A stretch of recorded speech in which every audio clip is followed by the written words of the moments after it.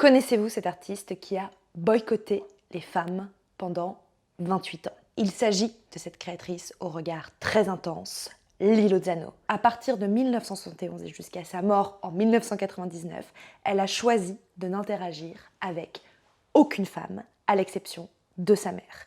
Pourquoi ? Pour tenter de le comprendre, je vous propose de retracer la très courte mais extraordinairement prolifique carrière de Lilo Zano, 10 ans de travail acharné auquel elle a décidé de mettre fin d'une façon qui l'a fait entrer dans la légende. Lilo Zano débarque à New York en 1961. Elle dessine alors des images qui reprennent les codes de la publicité avec slogans et gros plans sur des objets et fragments de corps. Elle rend visible de façon grotesque, souvent trash, les désirs qui sous-tendent ces publicités, c'est-à-dire, le plus souvent, le cul.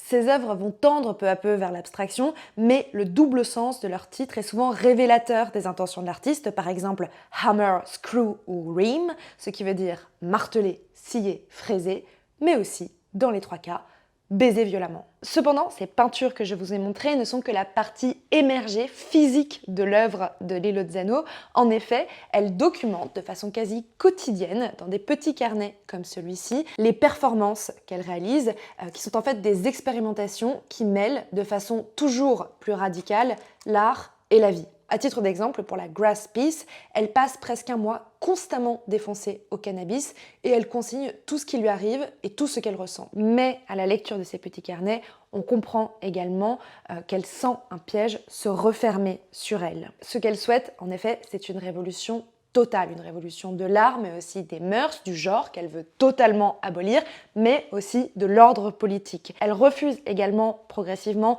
le fonctionnement du marché de l'art et donc de commercialiser ses œuvres. Ses problèmes financiers deviennent donc majeurs jusqu'à ce qu'elle soit expulsée de son loft. En 1972, elle se décide. Elle entame la performance qu'elle décrit comme la plus difficile qu'elle ait jamais réalisée, la Dropout Piece, la pièce de l'abandon, qui consiste concrètement en sa disparition. Jusqu'à sa mort, en 1999, elle refusera tout contact avec quiconque a un lien avec le monde de l'art. Elle aurait cependant continué à créer et notamment à mener cette performance du boycott des femmes qu'elle avait commencé un an avant de tout abandonner, mais personne ne pourra plus jamais l'interroger sur ces raisons. Certaines critiques d'art et féministes voient ce boycott des femmes comme une forme de dénonciation radicale, géniale, totalement punk, une forme de dénonciation de la condition des femmes. D'autres, en revanche, considèrent qu'il s'agit plutôt d'une initiative à la fois immature et individualiste qui ne tient la route ni conceptuellement ni éthiquement.